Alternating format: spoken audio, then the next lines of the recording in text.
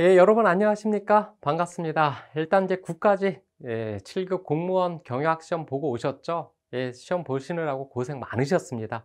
자, 오늘 이 시간에는요, 여러분한테 그 7급 공무원 경영 시험에 대한 기출문제 및 총평에 관한 그 해설에 관해서 이야기를 해보도록 하겠습니다.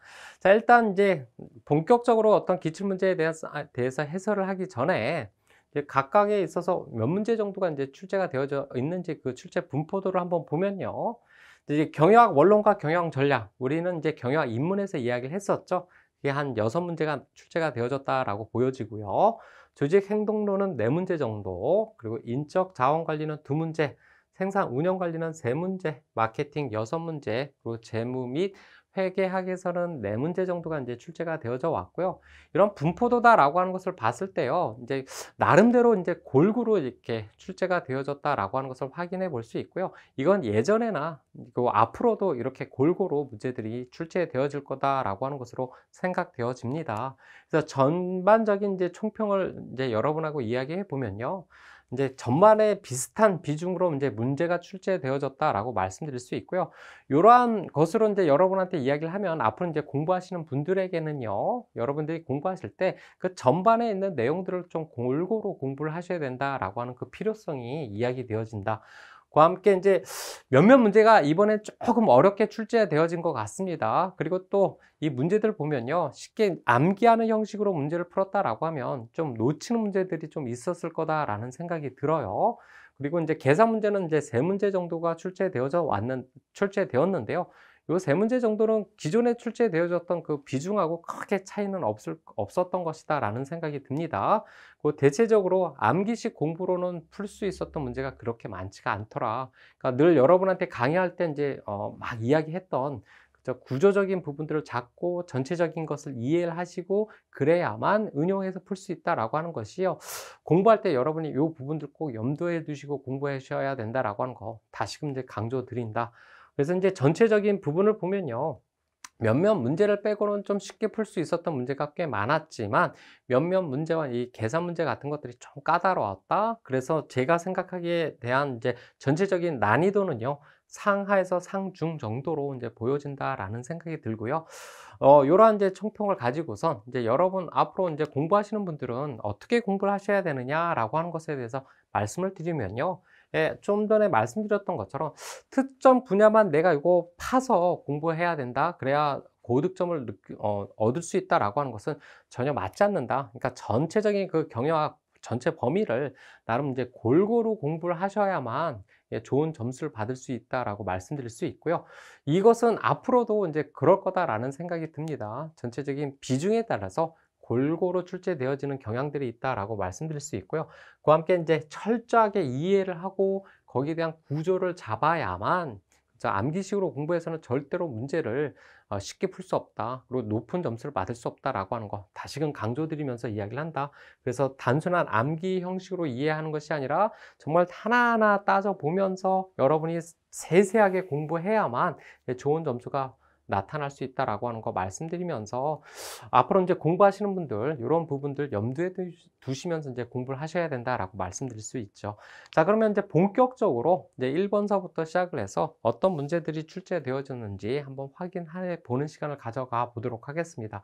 자, 01번 문제는요. 엔소프의 제품, 시장 매트리스에 대한 시장 침투 전략에 대한 설명으로 옳은 것은 이라고 나와 있는데요. 이건 우리가 충분히 교재에서 이야기를 했었죠. 엔소프트가 이야기하고 있는 제품 시장 매트리스다라고 하는 것으로 이렇게 이야기를 했었죠. 여기서 무엇에 대해서 시장 침투 전략이다라고 하는 것에 대해서 이야기를 했습니다. 이 시장 침투 전략이다라고 하는 것은요.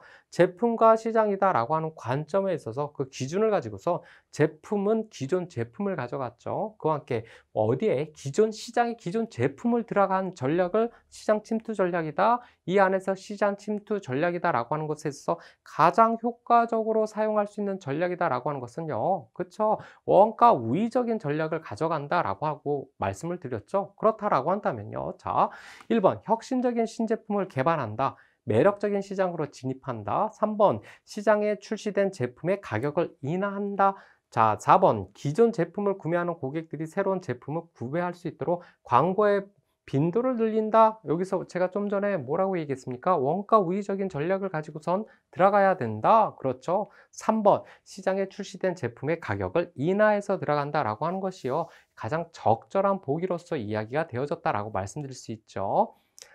자, 2번 갑니다. 감성적 메시지 소구 광고에 해당하는 거. 그렇죠. 감성적 소구다라고 하는 것에 대해서 이야기를 했습니다. 우리가 감성적 소구다라고 하는 데 있어서 크게 소구 방식이 이성적 소구다라고 하는 것과 감성적 소구가 있다라고 말씀드렸죠. 그 중에서 이 감성적 소구다라고 하는 것은 그죠. 그 감정을 터치해 줄 수 있는 소구 방식이다라고 이야기를 했었죠. 그래서 이러한 감성적 소구다라고 하는 데 있어서 그 감성을 터치해 줄 수 있는 방법은 뭐 유머 소구, 공포 소구, 성적 소구 그런 것들을 활용해서 사람들의 그 감정을 터치해서 그 소구 방식, 어필할 수 있는 방식을 사용하는 것이다라고 말씀드렸죠. 자, 그러면 봅시다. 1번 제품 구매를 통해 얻게 되는 물리적 혜택을 강조하는 광고. 2번 아이의 흉터는 엄마 가슴에 새겨진대요 라는 카피로 소구하는 유아용 밴드 제품 광고. 자, 3번 공정무역을 기치로 생산자와 직접 연계하여 유통 마진을 낮췄다라고 하는 착한 농산물에 대한 광고. 우리 헌혈이 이웃에게 도움을 줄 수 있다는 대의 명분에 호소하는 광고.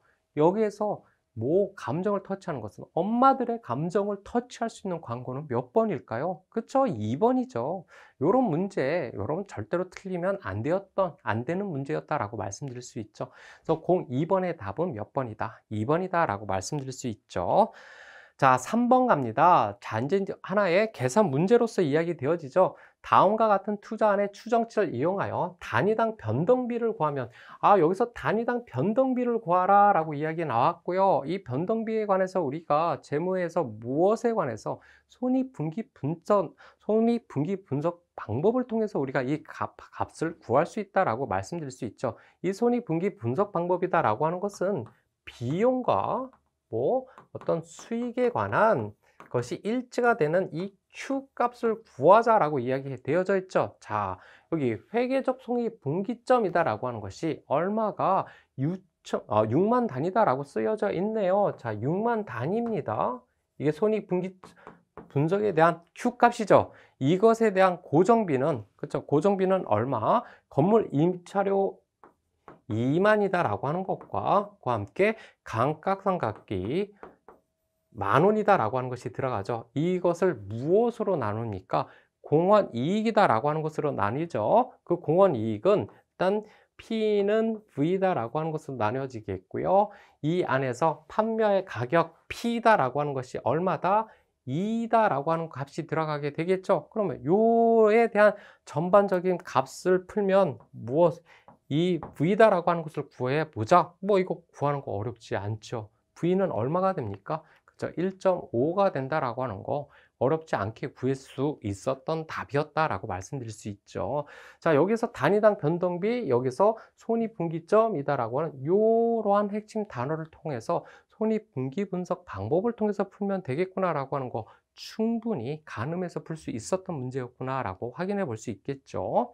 자, 04번입니다. 리더십 이론에 대한 설명으로 옳지 않은 것은, 이 리더십 이론이다라고 하는 거, 정말 우리가 집단 의사결정이다라고 하는데, 집단 행동의 수준에서 가장 중요한 부분이다라고 이야기를 했었죠. 그래서 이 리더십 이론 잘 정리를 해 두셔야 된다고 말씀드렸었습니다. 자, 그러면 한번 봅시다.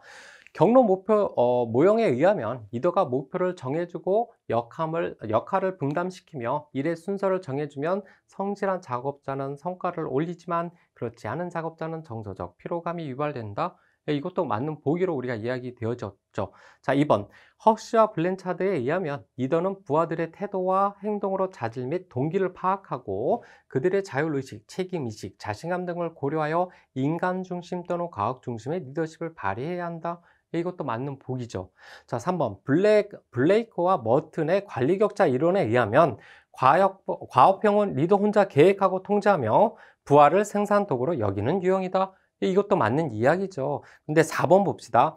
피들러의 그 상황 이론에 보면요. 자, 과업지향적 리더다라고 하면요. 이것이 아주 강한 상태나 아주 약한 상태, 그쵸? 양 끝에 있었을 땐 누가 필요하다? 과업지향적 리더가 필요하다라고 얘기했었죠. 반면에 중간에 있었을 때는요. 무엇이 관계지향적 리더가 필요하다라고 말씀드렸죠. 자, 그러면요. 리더의 부하의 신뢰 정도가 아주 강한 경우에는 과업지향적 리더십이 더 효과적이고 중간 혹은 아주 약한 경우에는 아니죠. 뭐가 틀렸습니까? 요 약한이 들어가면 안 되죠. 중간이다라고 하는 부분은 관계지향적 리더십이 맞다. 하지만 과업지향적이면 아주 강하고 약한 경우, 양끝이라고 얘기했죠. 극단적일 때 과업지향적 리더가 필요하다라고 이야기를 했었죠. 그러니 답은 4번이다라고 하는 거, 이것도 어렵지 않게 풀 수 있었다라고 말씀드릴 수 있죠. 자, 05번 뭐에 관해서 아웃소싱이다라고 하는 것에 대해서 이야기를 했죠. 아웃소싱이 왜 필요하느냐라고 하는 내용들 아주 그냥 가치사슬 분석서부터 줄기차게 이야기를 했었죠. 자신의 핵심적인 역량에 더 집중하고 어떤 유연성을 높이기 위해서 우리가 아웃소싱을 행하게 된다라고 이야기를 하고요. 이 아웃소싱이다라고 하는 것을 잘못 자체하게 되면요. 그렇죠. 아웃소싱한 그 삼자에 끌려가게 되는 경우도 발생하는 그런 폐단들이 있다라고 말씀드렸습니다. 자, 그러면요. 핵심 부분만 내부화하고 기타 비핵심 부분은 외부에서 조달하려고 하는 전략이다. 이건 맞는 이야기죠. 자, 2번. 기업의 비용 절감과 유연성 확보가 가능하다. 이것도 맞죠. 3번. 아웃소싱 이후에도 동일한 사업을 수행함으로 리스크는 감소하지 아니죠. 우리가 잘 못하고 힘들어하는 리스크가 큰 부분을 아웃소싱을 줬다? 그러니까 이 일을 뭐 한다? 감소시키려고 하는 부분으로 우리가 접근한다. 그러니까 이게 감소하지 않는다라고 하는 것이 잘못된 보기로서 이야기되어진 것이죠. 그러면 4번에 장기적으로 실행하면 핵심 기술이 상실되고 공급업체에 종속될 위험이 있다. 예, 이것도 좀 전에 이야기했던 그 우리가 아웃소싱이다라고 하는 것을 공부할 때 충분히 이야기했었던 부분이다라고 말씀드릴 수 있죠. 자, 06번입니다. 요 06번이다라고 하는 것 좀 어렵다라고 이제 생각하시는 분들이 있었을 텐데요. 요 부분 가만히 보면 우리가 재무관리에서 쉽게 풀었던 내용들이다라고 볼 수 있습니다. 일단은요, 이 포트폴리오에 있어서 위험 회피적 투자 안서부터 시작해서 각각의 위험 분사 효과가 어떻게 발생되어지는지를 이야기하기 위해서 각각의 기대 수익률이다라고 하는 것을 한번 구해보고요. 그 안에 각각의 위험 분산이다라고 하는 그 위험이다라고 하는 것이 얼마만큼 되는지를 한번 따져보면요. 일단 기대 수익률이다라고 하는 거 우리가 어떻게 구했습니까? 그죠? 각각 발생하게 되는 근데 중요하게 생각할 가중치. 가중치는 지금 동일하게 들어갔죠. 그 동일하게 들어간 가중치에다가 기대 수익률이다라고 하는 것을 통해서 무엇을 구했습니까? 그죠? 각각의 포트폴리오에 기대 수익률을 구했다. 그러면 주식 A와 주식 B다라고 하는 것에 대한 기대 수익률, 포트폴리오에 대한 기대 수익률은 어떻게 구합니까? 그쵸? expectation이다라고 하는 것에 대한 기대 수익률은요.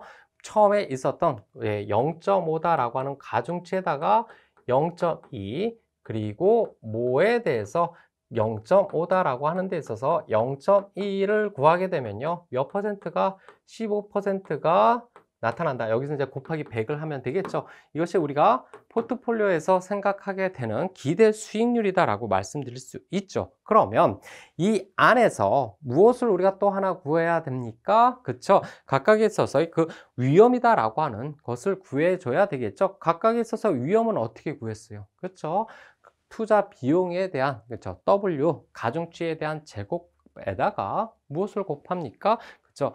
QA다라고 하는 것을 곱해지게 됐죠. 여기서 QA다라고 하는 것은 무엇에 관한 표준 편차에 대한 값을 구하게 되겠죠. 거기에 제곱에다가 또 뭐 투자 비용 0.5에다가 뭐 표준 편차 QB다라고 한 시그마 B다라고 하는 것의 제곱에다가 무엇을 구하지게 됩니까? 마지막으로 공분산이다라고 하는 부분을 곱해서 구해지게 되겠죠. 거기에 대한 공분산은 어떻게 구합니까?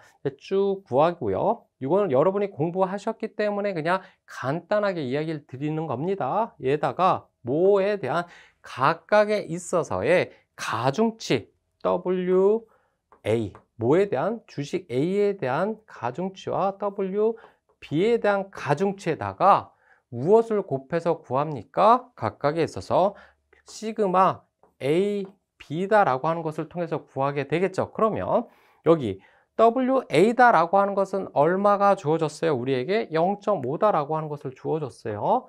WB다라고 하는 것도 이것도 0.5다라고 하는 것을 구해줬죠. 그러면 무엇이 문제입니까? 요 시그마 AB다라고 하는 공분산을 구해야 되겠죠. 그러면 공분산 어떻게 구해야 합니까? 로 AB는 이 로 AB다라고 했을 때 뭐에 관해서 상관계수에 관해서 이야기를 하겠죠. 이 상관계수는요. QAB와 뭐에 대한 시그마 A와 시그마 B 여기서 시그마는 뭘 이야기한다라고 말씀드렸습니까? 그죠? 표준 편차를 구한다라고 표준 편차를 의미한다라고 얘기했었죠. 그랬을 때 각각에 있어서 로 AB 상관계수가 1이다라고 이야기 되어집니다. 그러면 시그마 AB다라고 하는 것은 뭐와 뭐에 대한 곱수로 이야기 되어지는 것이다. 그죠? QA와 QB에 대한 곱수로 이야기 되어지는 것이다 라고 이야기할 수 있겠죠. 그러니 QA와 QB를 구하게 된다라고 하는 것은 0.1과 0.2를 곱해서 이야기 되어지는 것이다 라고 이야기할 수 있겠죠. 그래서 이 값을 쭉 풀어보면요. 이 값이 0.0 얼마가 나오느냐? 0.0225다라고 하는 값을 가질 수 있어요. 그렇죠? 자, 요 값을 가지고 이제 이야기를 해 봅니다. 자, 1번. 위험, 수익률 관계를 고려하면 위험 회피적이다라고 하면요. 그렇죠? 위험이 적은 것을 에 대한 수익률이 더 높은 것을 뭐 한다? 선택을 한다라고 얘기했죠. 그러면 주식 A보다 포트폴리오를 선호한다라고 이야기했는데요. 자, 실질적으로 봤을 때요. 이 포트폴리오의 기대값보다 기대 수익률보다 주식 A에 대한 기대 수익률이 더 높죠. 그런데 여기서 이야기되어지는 0.025다라고 하는 값을 보게 되면요. 이 0.025다라고 하는 것이 뭐다? 포트폴리오에 대한 위험 수익률을 이야기하게 된다. 그러면 우리는 포트폴리오에 대한 위험 수익률에 있어서 각각에 있어서 무엇을 더 그렇죠? 기대 수익률이 더 높은 것을 선호한다? 그러면 주식 A보다 포트폴리오를 선호한다라고 하는 것이 아니라 주식 A를 그렇죠? 더 선호하게 된다라고 이야기할 수 있겠죠. 그러니 답이 몇 번이다? 1번이 잘못되어진 보기로서 이야기가 되어진다라고 말씀드릴 수 있죠. 자, 주식 A의 주가가 10% 상승하면 주식 B의 주가도 10% 상승한다라고 이야기할 수 있고요. 다음에 포트폴리오 위험 분산 효과가 전혀 발생하지 않는다라고도 이야기되어지고요. 주식 A와 주식 B 사이의 공분산은 0.02다라고 하는 것도 이제 값을 구해서 이야기를 하게 되면요. 쉽게 나타날 수 있었던 값이다라고 말씀드릴 수 있겠죠. 자, 07번에 대해서 이야기하도록 하겠습니다. 공급 사슬에서 도매 물류센터의 수가 증가하여 소매업체에 가까이 위치함으로써 발생할 수 있는 결과가 아닌 것은 이라고 이야기가 되어져 있고요. 한번 보면요. 자, 첫 번째, 소매업체의 수요 변동에 신속하게 대응할 수 있다라고 이야기하고 있고요. 이건 충분히 위치가 가까워짐으로 인하여 이야기가 되어질 수 있는 부분이다라고 말씀드릴 수 있죠.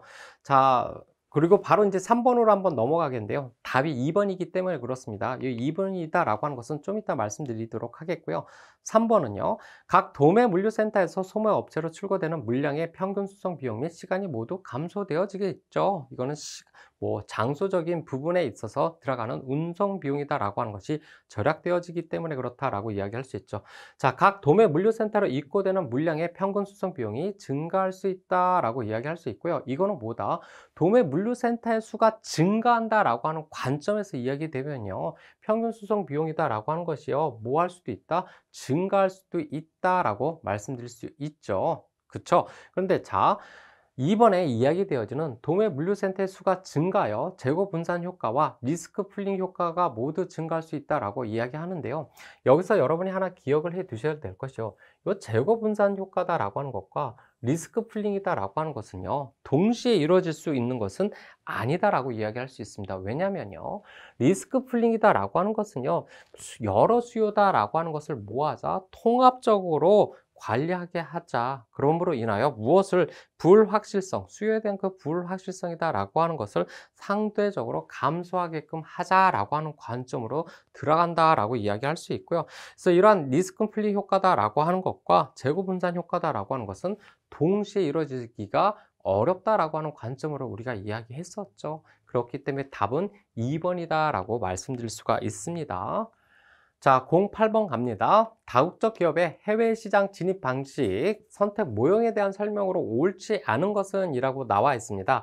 자, 다국적 기업의 그 해외 진출 방식이다라고 하는 것에 있어서 각각에 있어서 어떤 수출이나 라이센싱이나 아니면 직접 투자냐, 간접 투자냐라고 하는 것에 따라서 이제 각각의 그 위험이다라고 하는 것이 어떻게 틀려지느냐라고 하는 것에 대해서 우리가 이야기를 했었고요.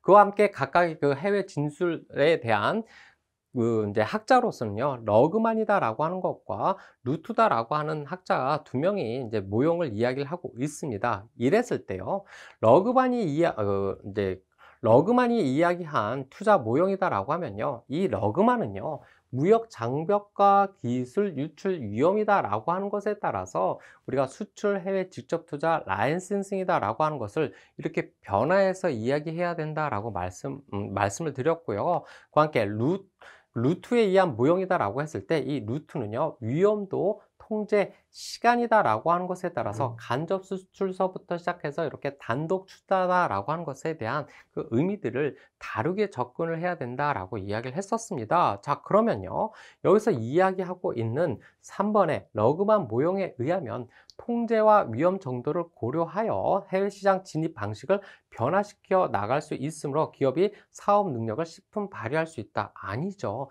이 러그만이 이야기한 것이 아니라 누가 이야기했습니까? 이렇게 위험도 통제다라고 하는 것은요. 그렇죠. 루트에 의한 모형으로서 우리가 이야기할다라고 말씀드릴 수 있고요. 그렇기 때문에 답은 몇 번이 답이 되어진다? 3번이 답이 되어진다라고 말씀드릴 수 있죠. 자, 이제 홉스테드에 관해서 이야기를 하고 있는데요. 이 홉스테드에 대해서도 우리가 많이 이야기를 했었죠. 홉스테드는 이제 비교 문화권이다라고 하는 것에 따라서 각각 그 설명들을 이야기를 했었습니다. 그래서 그 홉스테드가 이야기하고 있는 각각의 이제 비교 문화다라고 하는 것에 대해서 이야기할 때 개인과 집단, 그리고 권력 중심성, 불확실성, 회피성, 그리고 남성, 여성 중심성, 그리고 유교적 역동성이다라고 하는, 이 유교적 역동성이다라고 하는 것은 장기냐 단기냐라고 하는 것에 대해서 구분해서 이야기를 한다라고 하는 그런 내용들에 대해서 우리가 공부를 했었습니다. 자, 그러면요, 그 홉스테드가 이야기하고 있는 비교 문화다라고 하는 부분에서 첫 번째로 권력거리는 사회 내부에서 부와 권력의 불평등에 대한 수용 정도다라고 하는, 그죠, 권력 거리에 관해서 우리가 이야기를 했었고요. 2번, 여성 중심적인 문화에서는 관계를 중시하며 구성원을 배려하는 경향이 있다 해서 남성 중심적이냐 여성 중심적이냐라고 하는 부분에서 우리가 확인했었던 내용이죠. 함께 불확실성, 회피성이 성향이 낮은 문화에서는 변화를 두려워하지 않으며 위험을 극복하려는 경향이 높다. 예, 요거는 좀 전에 다 이야기했던 그 호스테드가 이야기했던 그 구분에 따라서 설명이 되어졌던 복이고요. 반면에 4번, 사회주의 몰락 이후 문화적 차이가 세계적인 갈등의 가장 큰 원인이 될 것으로 예측하였다라고 하는 것 자체에서는 우리가 이야기하지 않았었죠. 그러니 답은 몇 번이다? 4번이 답이 되어진다라고 말씀드릴 수 있죠. 자, 10번 갑니다. 잉여 현금 흐름을 채권자와 주주에게 기속되는 현금 흐름 합으로 계산할 때 잉여 현금 흐름을 증가시키는 요인에 해당하는 것으로만 골라라 라고 이야기되어져 있습니다. 자, 우리가 잉여 현금 흐름이다라고 하는 것 실질적으로 문제를 풀면서 많이 우리가 확인했었죠. 이는 뭡니까? 기업의 본원적 생산 영업 활동을 통해 현금을 창출하고, 그렇죠, 그것에 대한 영업 자산에 투자하고 남은 그 현금들을 우리가 잉여 현금 흐름이다라고 이야기를 했었죠. 그랬을 때, 자, 기억, 디귿, 리을이다라고 하는 것 자체는요, 뭐에 대해서 각각의 잉여 현금을 증가시키는 요인으로 이야기되어지지만, 여기 니은 있죠. 신주 발행이다라고 하는 것은요, 실질적으로 이 신주 발행을 하면서 들어가게 되는 금액들이 있죠. 그 금액들로 인하여, 그러니까 우리가 그것을 주급액이다라고 이야기를 했었고요. 그 주급액을 납입해야 되기 때문에 주주에게 귀속되는 현금 흐름은 뭐 하게 된다? 감소하게 된다라고 이야기를 했었죠. 그러니 10번의 답은 뭐 기억, 디귿, 리을이고요. 니은만 제거시켰다라고 하는 거. 이것도 우리가 확인했었던 문제였다라고 말씀드릴 수 있죠. 자, 11번 갑니다. 전사적 품질 결정 TQM에 관한 이제 설명으로 이제 적절하지 않은 것은 이라고 나와 있는데요. 요 내용 여러분 잘 읽어보셔야 됩니다. 자, 우리가 TQM이다라고 이야기할 때 전사적 품질 결정은 전체적인, 그죠, 경영 철학적 관점에서 접근을 해야 된다라고 이야기를 드렸었죠. 그랬을 때 고객 중심 경영, 지속적 개선, 생산 라인 직원의 총체적 참여는 성공적 실행에 충분한 요건이다라고 얘기했는데요. 자, 여기서 이야기하는 것이 요 말장난을 잘 기억을 해 두셔야 됩니다. 고객 중심 경영, 지속적 개선, 생산 라인 직원의 총체적 참여 같은 것은 우리가 뭐에 관해서, 그렇죠? TQM을 이루기 위해서 필요 조건이다라고 얘기를 했었죠. 그렇죠? 그것이 기본적으로 필요하다. 그렇지만 그것을 이뤘다라고 해서 반드시 TQM이다라고 하는 것이 성공하는 충분 조건으로 이야기할 수 있다, 없다? 이야기할 수는 없다. 이것에 대한 내용들이 필요하다라고 이야기를 했는데 이거는 필요 조건이지 충분 조건으로 이야기되어진 것이 아니다. 그래서 이러한 부분들이 좀 까다롭게 출제되어졌던 문제였다라고 말씀드릴 수 있고요.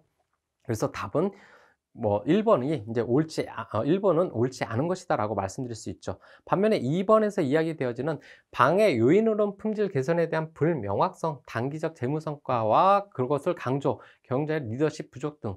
왜냐하면 경영자 리더십 같은 것이 참 TQM을 이루는 데 있어서 중요하다라고 이야기를 했었죠. 그러니까 2번은 맞는 복입니다. 반면에 3번, 개선에 필요한 권한을 종업원에게 부여하면 훈련이 부족하여 지속적 개선을 제대로 수행할 수 없다. 우리가 이 TQM, 전사적 품질 경영이다라고 하는 것에 대해서 이야기를 할 때요, 각 종업원들까지 세세한 부분까지들 그 TQM, 그 경영학적 철학으로 그 품질에 뭐 해야 된다? 신경을 쓰면서 가져가야 된다라고 이야기를 했었던 관점이죠. 그러니 그 사람들에게 더욱더 권한을 주면서도 각각이 스스로, 예, 스스로 그것을 개발할 수 있는 부분들도 이야기하자라고 얘기했었죠. 그렇기 때문에 뭐다? 훈련이 부족하여 지속적 개선이 제대로 행할 수 없다라고 하는 것은요, 우리가 TQM을 이야기했던 그 개념하고 완전히 어불성수로 맞지 않는 이야기를 하고 있는 것이죠. 반면에 4번, 단순 기법이나 프로그램의 집합이므로 조직 문화의 변화가 필수적이지가 않다라고 하는 것이 아니라 뭐다? 어떤 경영 혁신적인 관점으로 전반적인 그 조직에 대해서의 그 흐름을 품질 경영에 포커스를 맞추도록 바꿔야 된다라고 이야기했었죠. 그러니 뭐다? 4번도 필수적이다라고 이야기할 수 있겠죠. 그러니 그렇게 1번, 3번, 4번이다라고 하는 것이요, 적절한 보기가 아니다라고 말씀드릴 수 있죠. 이런 내용, 사실 여러분이 품질 경영이다라고 하는 것에 대해서 잘 공부를 하셨을 거다라는 생각이 드는데, 요 각각의 내용들을 여러분이 그냥 암기적으로 이야기했다라고 하면요, 이거 잘못하면 1번 형식으로 이제 체크하는 경우들도 있을 수 있었다. 그러니까 여러분이 꼼꼼하고 세세하게 공부를 했어야 된다라고 하는 거 다시금 말씀드려야 된다. 다시금 말씀드릴 수밖에 없다라고 말씀드릴 수 있죠. 자, 12번 갑니다. 12번에 있어서는요, 나플러스 준거, 그러니까 의사결정 그 기법 있죠. 불확실성이다라고 하는 것을 통해서 우리가 의사결정을 할 때 네 가지 기법에 관해서 이야기를 했었죠. 그 네 가지 기법이다라고 하는 것이 맥시민 기준, 맥스메스 기준, 그리고 후르비치 기준, 그리고 라플라스 기준이다라고 하는 것을 이야기를 하면서 라플라스 기준은 뭐라고 얘기했어요? 동일 확률 안에서 발생, 그러니까 확률이 어떻게 될지 모르더라. 그래서 그 가정을 동일 확률 안에서, 그렇죠, 발생할 가정으로서 우리가 이야기하게 된다라고 말씀드렸죠. 그럼 동일 확률 가정입니다. 성공과 실패가 두 가지죠. 그러면 동일 확률 가정이니까, 그렇죠, 이것도 0.5, 그러니까 50%, 이것도 50%에서 이야기가 되어진다라고 말씀드릴 수 있죠. 그러면 요거에 대한 확률을 이야기를 하면요, 마이너스 300에다가 0.5 플러스 500에다가 0.5다라고 하는 값이 나타나게 되겠고요. 요것의 값은 이제 100이다라고 이야기할 수 있겠죠. 요것은요, 요 똑같이 마이너스 225에다가 0.5 더하기 375에다가 0.5 하게 되면요, 요 값이다라고 하는 것은요, 75다라고 이야기할 수 있죠. 그래서 이러한 동일한 방식으로 요 값들을 구하면 이것도 25, 그리고 여기는 이제 50이다라고 하는 값이 얻어진다라고 이야기할 수 있고요. 그렇다라고 하면 뭐다? 최적, 이제 공정의 최적 규모다라고 하는 것은, 그래서 요것이 가장 높은 감점으로 이야기되어지는 것이기 때문에 규모 1이, 그렇죠, 라플라스 기준으로서 우리가 이야기할 수 있는 최적 규모로서 설명 가능하다라고 말씀드릴 수 있죠. 자, 13번 갑니다. 자료 척도에 대한 설명을 옳은 것은 이 척도에 관해서도 문제가 이제 종종 출제되는 것이기 때문에 여러분께서 잘 기억을 해 두셔야 된다라고 말씀드렸죠. 우리가 척도라고 이야기하면요. 명목, 서열, 그리고 구간, 때로는 등간, 그리고 비율 척도다라고 하는 것에 대해서 이야기를 했었고요. 각각에 대해서 이제 설명을 하고 있습니다. 그래서 옳은 것을 구하라. 자, 그러면 1번. 간격 척도는 응답 대안을 상호 배타적으로 분류하기 위해 각각의 응답에 의미 숫자를 부여했다. 의미적으로 숫자를 부여했다. 그 숫자에 대한 것이 뭐 하기 위해서 남자, 여자라고 하는 것처럼 분류하기 위해서 들어간 것, 간격 척도가 아니라 무슨 척도다? 명목 척도다라고 이야기할 수 있겠죠. 자, 이번에 학급에서 키 순서를 기준으로 학생들에게 크냐 적으냐라고 하는 번호를 부여했다. 이것이 얼마만큼 크냐 얼마만큼 적으냐라고 하는 것이 아니라 넌 얘보다 커, 얘는 얘보다 적어라고 이야기한 것은 명목 척도가 아니라 뭐다? 서열 척도죠. 그렇죠? 자, 비율 척도에는 절대 0점이 있어. 그쵸? 절대 0점. 그 숫자적 0점이다라고 하는 것이 있다. 그 척도점의 의미는 누구나 동일하게 받아들여진다. 이거 맞는 이야기로 설명이 되어지는 것이죠. 자, 서열 척도는 조사 대상자들의 특성과 서열로 나타난 것이며 대표적인 것에 온도가 있다. 요 다른 거 없이 온도 어디에서 이야기했습니까? 뭐에 대해서? 그죠? 등간 척도, 구간 척도, 때로는 간격 척도, 인터벌 스케일에서 우리가 온도가 가장 대표적으로 쓰여진다라고 이야기했었죠. 그러니 4번도 틀린 것이다라고 금방 여러분이 고를 수 있었던 문제였다라고 말씀드릴 수 있죠. 그래서 13번의 답은 3번이다라고 확인을 해볼 수 있고요. 자, 14번 갑니다. 총괄 생산 계획이다라고 나와 있어요. 총괄 생산 계획이다라고 하는 것은 우리가 생산 능력, 어떤 계획을 짠다라고 했을 때 가장 위에 있었던 계획이죠. 그 총괄 생산 계획이다라고 하는 것은 생산 능력과 수요 예측이다라고 하는 것을 가지고서 이루어지게 된다라고 하면서 그 총괄 생산 계획에 대한 전략들에 대해서 쭉 이야기를 했어요. 그랬을 때 나타난 것이 수요 추정 전략, 평준화 전략, 뭐 이런 것에 대해서 우리가 이야기를 했었죠. 자, 그러면 이 내용을 가지고서 한번 보면요. 자, 1번 수요 추정 전략은요. 옳은 것을 골라라고 얘기했습니다. 수요 추정 전략은요. 수요의 변동을 따라가서 제품 생산률을 조정하는죠. 그러면 급증하는 수요에 대한 최적화된 전략이다? 아니다. 여기서 여러분이 하나 생각해야 될 것이요. 수요 추정 전략이다라고 하는 것은 그 변화하는 수요를 따라갔다. 그렇다고 해서 반드시 그것이 최적에 대한 전략으로 설명이 되어진다? 아니다. 왜냐하면 여러분한테 이렇게 경영학에서 이렇게 확정적인 단어들이 쓰여진다라고 하면 그것이 틀릴 경우가 높다라고 말씀드렸죠. 그래서 뭐다? 꼭 수요 추정 전략이다라고 하는 것이 수요에 대한 그에 대한 최적화된 전략이다라고 하는 것으론 이야기하기 어렵다라고 말씀드릴 수 있죠. 그래서 이거 틀린 보기고요. 평준화 전략은 일정 기간 동안 균등량을 생산한다. 이건 맞죠. 그래서 재고가 발생하지 않는다라고 하는 것이 아니라 재고가 발생할 때도 있고 그것이 모자랄 때도 있다라고 하는 것에 대해서 평균적으로 생산량을 가져가자라고 이야기 되어지는 것이니까 보다 재고가 발생할 수밖에 없다라고 이야기할 수 있겠죠. 자, 혼합 전략은 수요 추정 전략과 평준화 전략을 혼합하여 실행하므로 복잡 언어 실제 활용되지 않는다. 아니죠. 수요 추정 전략, 평준화 전략 이러한 여러 가지 전략이 있다라고 하는 것은요. 그것에 대한 최적의 전략이 있을 수 없다. 그러니까 장점과 단점이다라고 하는 것이 존재할 수밖에 없다. 그렇기 때문에 이를 혼합해서 하는 전략이 나타날 수밖에 없고 그것에 대해서 실질적으로 사용한다라고 이야기했었죠. 그러니까 3번도 잘못된 보기로 이야기되어진다.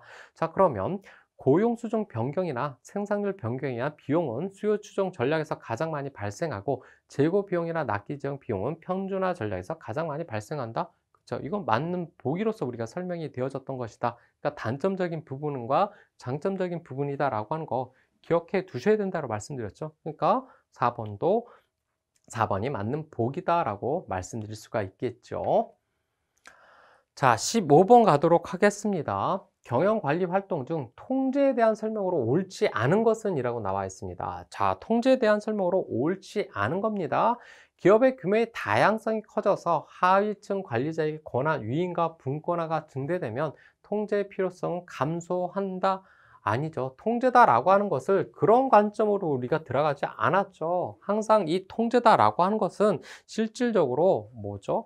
거기에 대한 갭에 대한 목표와 그러니까 설정된 목표와 거기에 대한 결과값에 대한 그 갭에 대한 조정을 해 간다. 그래서 하위 관리자의 권한이가 분권화가 됐다라고 해서 이 통제에 대한 감소가 필요성이 감소한다라고 하는 것은 감소할 수도 있고요. 그렇지도 않을 수도 있지만 이것이 이것을 통해서 이루어진 것이 아니라 뭐에 관해서 결과값과 그리고 예측을 했던 그 계획값에 대한 그 차이로서 통제에 대한 것에 대한 부분들이 필요하냐, 필요하지 않느냐라고 하는 것을 이야기하는 것이기 때문에 1번은 잘못된 보기로서 설명된 것이죠. 자, 편차 수정의 내용은 경영자 다음의 계획 수립에 유용한 정보로 반영되어지죠. 그것이 통제에서 활용했던 통제가 담당하는 역할이다라고 말씀드렸죠. 실제 경영 활동이 수행되기 전에 예방적 관리 차원에서 수용하는 통제 유형도 있다. 그렇죠? 그래서 우리가 각각의 통제에 관해서 이야기할 때 사전 통제, 동시 통제, 사후 통제다라고 하는 것으로 이야기하면서 예방적 관리 차원에서 그렇죠? 이는 사전 통제다라고 하는 것으로 이야기할 수 있다라고 말씀드렸죠. 자, 4번 모든 활동이 종결된 후에 수행하는 통제가 보편적이고 종업원 개개인의 업적평가 기준 및 보상 기준으로 사용되어질 수 있다. 그쵸? 이것도 맞는 보기로서 설명되어졌다라고 말씀드릴 수 있고요. 그래서 가장 적절하지 않은 것은 1번이 가장 적절하지 않다라고 말씀드릴 수 있죠. 자, 16번 가도록 하겠습니다. 16번에서 제품 수명 주기상 동일 단계의 특성에 해당하는 것만을 모두 골라라 라고 나와 있고요. 일단 제품 수명 주기 이거 많이 출제되어지는 부분 중에 하나라고 말씀드렸죠. 이것이 이제 경영 전략에서도 우리가 이야기했었고요. 마케팅에서도 우리가 이야기했었죠. 그래서 각각의 그 제품 수명 주기다라고 하는 것을 도입기, 성장기, 성숙기, 그리고 세택이다라고 하는 관점에서 각각 그 내용들을 일일이 잘 정리하고 계셔야 된다라고 말씀드렸습니다. 자, 그러면 1번. 다양한 고객 니즈를 충족시키고 경쟁에 대처하기 위해 제품의 차별화를 시도하며 제품 기능 및 품질 향상을 모색하기 시작을 한다. 이거는 뭐에? 그죠? 성장기다라고 하는 부분에서 우리가 이야기할 수 있겠죠. 자, 가속적인 구매 확산과 대량 생산을 통한 가격 인하의 연쇄 관계가 형성됨에 따라 전체 시장의 규모가 급속히 확대되어지는 경향이 있다. 이것도요, 그렇죠. 성장기다라고 이야기할 수 있죠. 반면에 기존 제품으로 새로운 소비자의 수요를 유도하거나 기존 제품의 품질 향상 및 신규 브랜드를 개발하는 마케팅 전략을 구상한다. 이거는요. 기존 제품의 수요를 다시금 유도시켜서 더 끌어올리려고 한다. 아, 이거 어디예요? 성숙기에서 이야기했었죠. 그죠?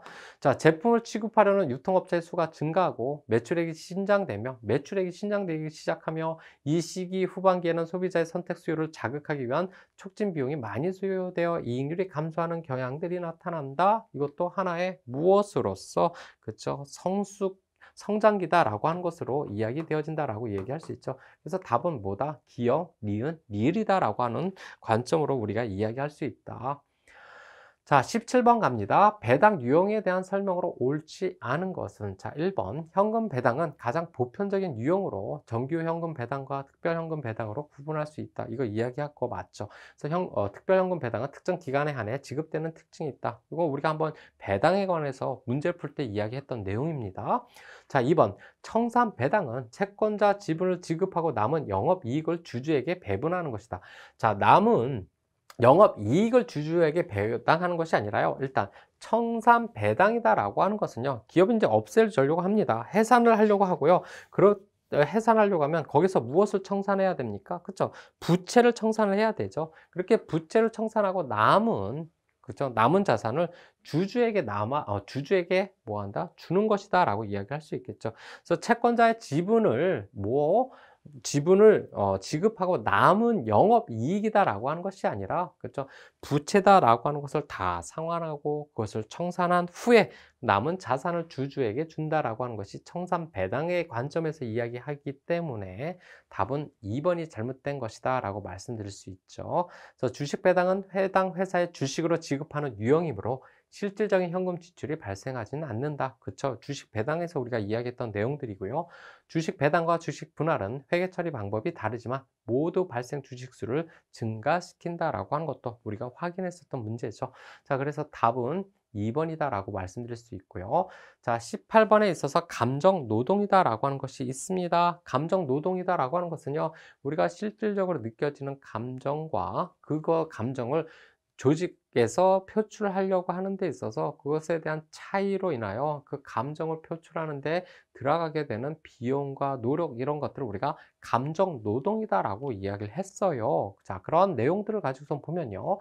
감정 노동이란 업무 현장에서 근로자가 느끼는 감정에 맞추어 조직의 노동 문화를 바꾸는 것에 대한 것을 이야기한 아니죠. 이것이 이런 감정 노동이다라고 하는 것은 그것이 이제 불일치하게 되면 스트레스가 많이 발생하게 되고 거기에 이제 감정을 더 좋게 이야기하려고 할 때 더 많은 감정이 에 대한 노력을 들어가는 것이 사실이긴 하지만 그렇다고 해서 그 조직 문화가 바뀌는 것이 아니다라고 말씀드릴 수 있죠. 그러니 답은 1번이다라고 말씀드릴 수 있고요. 그와 함께 감정 부조화는 근로자들이 조직에서 느끼는 감정과 조직에서 요구하는 감정이 다를 때 나타나는 내적 갈등, 그렇죠? 그와 함께 감정 부조화 발생 시 근로자들은 표면 연기와 심층 연기 두 가지 전략으로 이제 이야기할 수 있다. 표면 연기는 실제 느끼는 감정과 상관없이 조직에서 요구하는 적극한 감정을 겉으로 표현하는 것이다. 그렇죠? 이러한 부분에서 우리가 이야기를 했었죠. 그래서 답은 1번이 답이 되어진다. 자, 19번 갑니다. 스와트 분석 각 상황에 대한 전략 대안으로 적절하지 않는 것은 우리가 스와트 분석이다라고 하는 데 있어서 내부적인 차원과 기업 외부적인 차원에 있어서 강점, 약점, 기회, 위협이다라고 하는 것에 따라서 각각 어떤 전략을 사용해야 되느냐라고 하는 요 표 여러분한테 반드시 기억하고 계셔야 된다라고 말씀드렸죠. 자, 그러면요. ST다라고 하는 것은요. 어디 여기다 해서 다각화 전략화. 맞죠? 그와 함께 WT다라고 하는 것은 여기 축소 전략이다라고 해서 축소나 제품 전략. 맞죠? 반면에 전략적 제휴 핵심 역량 개발 전략이다라고 하는 것은 WO다라고 하는 부분에서 우리가 그렇죠? 들어갈 수 있는 것이죠. 반면에 SO는 제품 확충 전략, 다각화 전략, 제품 확충과 다각화 전략이다라고 하는 것은 어디 제품 확충, 전략적 제휴를 통해서 제품을 확충하고 그 안에서 다각화 전략을 들어간다라고 하는 것은 그쵸? ST에서 이야기 되어지는 것이다. 그러니 답은 몇 번이다? 4번이 답이었다라고 말씀드릴 수 있죠.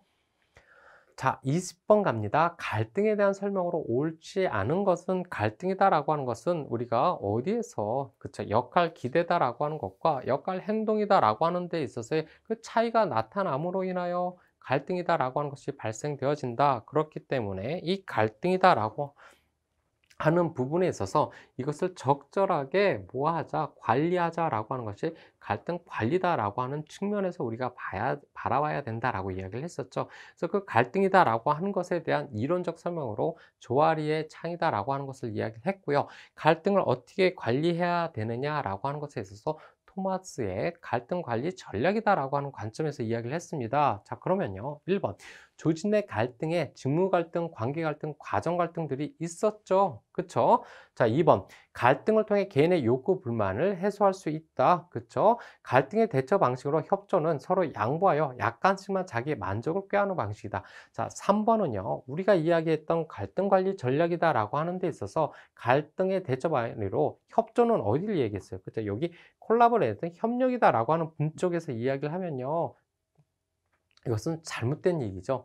협조다라고 해서 여기서 이야기하고 있는 것은요. 약간씩만 자기 만족을 꾀하는 것이다. 그렇죠? 이거는 타협 전략으로서 이야기되어지는 것이다라고 이야기할 수 있겠죠. 그러니 3번은 잘못된 이야기죠. 그리고 협상의 기준에는 분배적 협상과 통합적 협상, 윈 로즈냐, 윈윈 전략을 하게 되느냐라고 하는 것으로 설명을 했었던 것이죠. 그러니 20번의 답은 3번이다라고 말씀드릴 수 있고요. 자, 21번. 마이클 포트의 산업구조 분석. 이거 중요하게 바라봐야 된다라고 이야기를 했었죠. 그러면 이 마이클 포트의 산업구조 분석은요. 산업구조 분석에서 시장의 매력 또는 단지 산업의 그쵸 평균 수익률, 그쵸 수익률이다라고 하는 것을 통해서 5가지 폴스 힘에 대한 그 역량 관계에 대해서 우리가 따져봤습니다. 그러면 자, 2번. 제품 시장 그러니 1번은 맞는 보기죠. 그러니까 설명을 옳은 것은 일단 1번이 나왔습니다. 그러면 2번 봅니다. 제품 시장의 성장률이 낮을수록 기존 기업 간의 경쟁이 감소하는 경향이 있다라고 이야기하는데요. 시장 성장률이 낮을수록 기존 기업 간의 경쟁은 감소하는 것이 아니라 더 박 터지게 올라가게 되는 경우죠. 자, 후방 통합의 가능성이 높을수록 우리가 마이클 포터를 이야기할 때 수평적인 힘과 수직적인 힘에 대해서 이야기할 때 수직적인 힘이다라고 하는 것은 무엇과 공급업체의 교섭력과 그리고 소비자의 교섭력이다라고 하는 것에 따라 수익률이 변한다라고 얘기했죠. 그러면 여기서 후방통합 어디와 공급업자 교섭력, 공급업자가 합쳐지게 되겠죠. 그러면 누구의 교섭력이? 그렇죠. 소비자의 교섭력이다라고 하는 것이 뭐 하게 된다? 더 커지게 나타나는 경우들이 있다라고 이야기할 수 있겠죠. 그러니까 3번도 적절하지 않죠. 자, 초과 설비가 많을수록 이 초과 설비가 많다라고 하는 것은 우리가 고정비적 관점에서 접근을 해 볼 수 있다. 근데 이 고정 비적 관점에서 이야기할 때 초과 설비가 많다면 생산 뭐가 늘어난다? 생산량이 늘어난다라고 이야기를 하고요. 이렇게 생산량이 늘어난다라고 하면요. 뭐가 서로 간에 박 터지게 이야기되어지는 경향이 있다. 그래서 수익률이 감소하는 경향이 있다라고 말씀드릴 수 있죠. 근데 이 초과 설비가 많을 수다라고 하는 것이요. 뭐가 그 하나의 진입 장벽이다라고 하는 것을 통해서 이야기되면 수익률이 증가할 수도 있다라고 이야기를 했죠. 그런데 여러분 여기서 봐야 될 것이요. 우리가 경영학 문제를 푼다라고 하면요. 좀 상대적 관점으로서 접근을 해야 된다라고 말씀드렸죠. 즉 가장 적절하지 않은 부분을 뽑든지 가장 적절한 내용을 뽑아야 된다라고 얘기를 했었죠. 그러면 여기서 1번도 답이 될 수 있고요. 4번도 답이 되어질 수 있다라고 했을 때 요거 4번은요. 두 가지 관점으로 해석해 볼 수 있더라. 그러면 가장 확실하게 답이 되어진다라고 하는 것은 몇 번이? 그렇죠. 1번이 답이 되어진다라고 하는 관점으로 접근을 하셔야 되겠고요. 그래서 답은 몇 번이? 1번이 더 적절한 복이었다라고 말씀드릴 수 있죠. 자, 22번 가도록 하겠습니다. 노동조합에 대한 설명으로 옳은 것은 이라고 옳은 것은 이라고 이야기하고 있습니다. 자, 1번 갑니다. 산업별 노동조합은 조합원의 수가 많아 압력단체의 지위를 확보할 수 있어 교섭력을 높일 수 있다. 이거 맞아요? 틀려요? 그쵸? 이거 맞는 이야기죠. 자, 2번. 산업별 노동조합은 가장 오랜 역사를 가진 여기서 가장 오랜 역사를 가지고 있는 것은 산업별 노동조합이다라고 하는 것이 아니라 무엇에 따라서 그렇죠? 직종별이다라고 얘기했죠. 직종별 노동조합이다라고 얘기를 했고요. 이것이 가장 오래 가진 노동조합의 형태다. 노동시장의 공급 통제를 목적으로 숙련도 여부에 관계없이 동일 산업의 모든 근로자를 대상으로 조직한다. 자, 프리퍼렌셜 삽이다라고 이야기를 합니다. 여기서는요, 프리퍼렌셜 사회 우선시업이다라고 얘기를 했었죠. 그러면 노동조합의 조합원 수를 확대하기 위해서 비조합원의 우선순위 아니죠. 비조합원이 아니라 조합원의 우선순위를 둔다라고 얘기했었죠. 그쵸? 자, 그와 함께 단체 교섭법은 근로조건의 유지 및 개선을 위해 근로자가 단결하여 사용자와 교섭할 수 있는 권리며 단체 교섭권 남용에 의해서 사용자는 직접 아니죠. 여기 단체 교섭권이 아니라 사용자의 직장 폐쇄로 연결되어진다라고 하는 것은 어디에서 이야기되어지는 것입니까? 노동쟁의에서 사용자가 사용할 수 있는 합법적인 방법으로 직장 폐쇄다라고 이야기를 했었죠.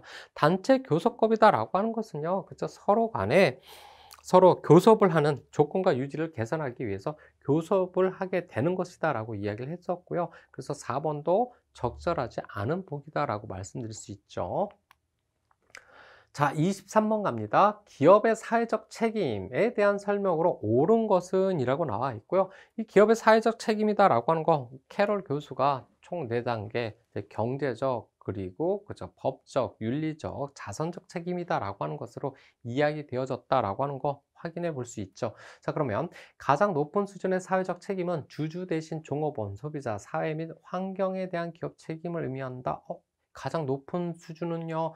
무엇에 대해서 그죠? 자선적 책임이다라고 이야기를 했었죠. 그러니 1번은 적절한 이야기가 아니죠. 그와 함께 사회 및 환경, 이 환경에 대해서 강조하기 시작을 한 것은요, 지속가능 경영에서도 이야기했던 부분이기 때문에 1번은 이건 좀 아니구나라고 여러분이 생각을 하셨을 거다라는 생각이 들고요. 자, 2번, 사회적 책임을 다하는 기업에는 사회적 권력이 부여된다는 것이 기본 원리다. 아니죠. 이 사회적 책임이다라고 하는 것은요, 어떤 법적으로 강제성이 있는 것은 아니다라고 얘기했었죠. 그와 함께 사회적 책임이다라고 하는 것을 이야기할 때 뭐라고 얘기했습니까? 너희가 사회 구성원이면 이것을 당연히 해야 하지 않겠느냐라고 하는 관점으로 이야기했죠. 그러니 사회적 권력이 부여된다라고 하는 것으로 설명되어지는 것은 아니다라고 얘기할 수 있겠죠. 자, 사회 경제적 관점의 이해관계자의 복리는 보이지 않는 손에 의해서 이루어진다. 이 보이지 않는 손, 그러니까 아담스가 이야기한 보이지 않는 손이다라고 하는 것, 자유 경제 속에서 그렇죠. 스스로 그 어떤 균형 가격을 찾아간다. 그리고 경제에서 경쟁에서 도태되어지는 부분들이 나타난다라고 이야기를 했는데 이것에 대한 문제점 때문에 이거 보이지 않는 손이다라고 하는 것은 어디에만 이야기되는 것입니까? 그렇죠. 경제적 책임이다라고 하는 관점으로만 이야기되어질 수 있는 것이죠. 그러한 부분에서 나타나는 문제점이 있기 때문에 윤리적 경영과 사회적 책임 이런 것으로 발전되어진다라고 얘기했었죠. 그렇죠. 그러니 당연히 이 3번도 잘못된 이야기다라고 말씀드릴 수 있죠. 자, 정통적 관점에 의하면 기업의 이익 극대화가 기업의 유일한 사회적 책임입니다. 이거 얼핏 이야기하면요, 이거 기업의 유일한 사회적 책임이다라고 하는 것 때문에 4번도 아니다라고 이야기하는 분들이 있는데, 자, 무엇이라고 얘기했어요? 정통적 관점, 가장 보수적이면서 가장 좁은 의미로 들어간다? 그러면 가장 좁은 의미는 기업은 누구? 각각의 그 이해 당사자, 이는 주인, 그러니까 주주에 대한 이익을 극대화하는 경제적 책임이다라고 하는 관점에서 이야기되어진다라고 말씀드렸죠. 그러니 답은 몇 번이 답이 되어집니까? 그죠? 4번이 적절한 복이었다라고 말씀드릴 수 있겠죠. 자, 24번 갑니다. 이것도 여러분한테 막 보기로서 막 설명을 드렸던 얘기죠. 왜 소비자의 대한 평가 방식 중에서 비보완적 방식에 대한 설명으로 옳지 않은 것은 그 비보상적 방식으로 옳지 않은 것은 이라고 하는 것에서 쭉 이야기를 했습니다. 자, 그러면 봅니다. 분리식은 모든 속성의 최소한의 수용 기준을 설정하고 그 기준을 만족시키는 대안 중 평가 점수가 가장 높은 대안을 선택하는 방법이다 라고 나와 있습니다. 자, 분리식이다 라고 하는 것은 우리가 이야기를 했었죠. 최소 기준 중, 정한 최소 기준 중 하나라도 만족시키는 대안은 모두 선택 집합에 포함시켜서 이야기되어진 것이 분리식이다라고 얘기했었죠. 그렇기 때문에 1번 아니죠. 자, 2번 결합식은 모든 속성에서 수용 가능한 최소 수준을 설정하고 단 하나의 기준이라도 충족하기 시작을 하면 뭐한다? 충족시키지 못하면 제거하는 방식이다. 이거 맞는 이야기로 이야기했었죠. 자, 순차적 제거식은 모든 속성의 최소 어느 정도가 되어야 한다라는 기준, 수용 기준을 설정하고 평가 점수가 가장 낮은 대안부터 제거해 나가는 방식이다라고 이야기했는데요. 우선순위를 정해놓고선요. 그쵸. 우선순위를 정해놓고 그 우선순위 중에서 가장 최저 점수가 어떻게 되느냐라고 하는 것을 보고선 제거시켜 나간 것이 뭐다? 순차적 제거식이다라고 얘기했었죠. 반면에 사전식이다라고 하는 것은 복수 대안의 하나의 기준에 동등한 평가를 받을 때 사전과 마찬가지로 가나다 순으로 대안을 선택한다라고 하는 것이 아니라요. 사전을 받는 방식으로 접근하는 건 맞죠. 그렇지만 최고 우선순위를 결정하고요. 그 안에서 가장 높은 것을 선택한다. 근데 거기서 동점이 나타나게 되면 그 다음으로 우선순위 있는 속성으로 찾아간다라고 얘기를 했었죠. 그러니까 4번도 사전식이다라고 하는 것 선식으로 가나다 순으로 대안을 선택하는 방식이 아니라 여기서 그렇죠. 우선순위를 정해 놓고선 하나씩 하나씩 제거시켜 간다라고 하는 관점으로 들어갔어야 된다. 그러니까 답 4번도 잘못된 표현이다라고 말씀드릴 수 있죠. 자, 25번에 있어서 인사평가에 대한 설명으로 옳지 않은 것은 이라고 나와서 행동관찰 척도법. 이 행동관찰 척도법이다라고 하는 것은 우리가 바스에서 이야기를 했었죠. 행동기준과 행동관찰이다라고 하는 것을 기대와 관찰이다라고 하는 것이 바스에서 이야기했던 부분으로 이야기되어진 것이고요. 그래서 옳지 않은 것은 보면 이제 이야기를 해보면요. 관찰을 하는 것이죠. 빈도를 통해서 이야기를 한다. 그래서 업무 수행 및 성과에 직결된 행동을 선별하여 주요 행동 유형을 성정하고 선정된 행동 유형을 우열을 가질 수 있도록 구분하여 기술하는 방법이다라고 이야기할 수 있습니다.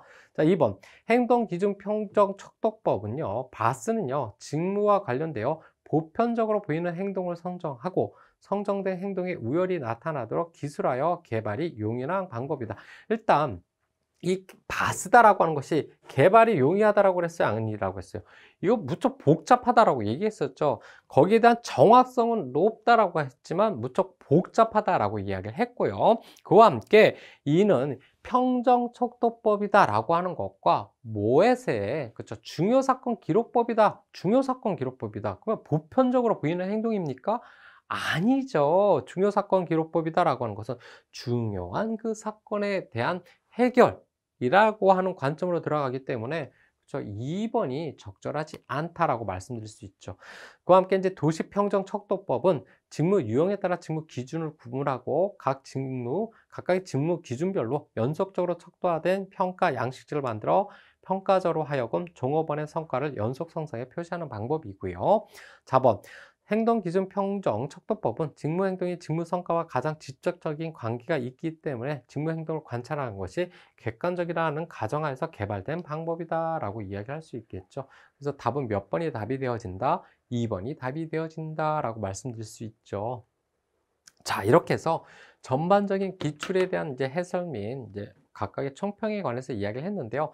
사실 오늘 우리가 봤던 이 문제들은요, 이미 우리가 수업 시간에 다뤘던 내용들이다라고 말씀드릴 수 있고요. 그 내용들에 대해서 정말 여러분이 피상적으로 암기 형식으로 문제를, 그러니까 피상적으로 암기 형식으로 공부를 하셨다라고 하면 이 문제는 꽤 어렵게 느껴지실 수 있었다. 하지만 우리가 전체적인 구조를 잡고 이해하는 방식으로 차근차근 이제 공부를 해왔던 분들은요, 크게 어렵지 않게 풀 수 있었던 문제들이 대부분 문제를 차지했다라고 말씀드릴 수 있습니다.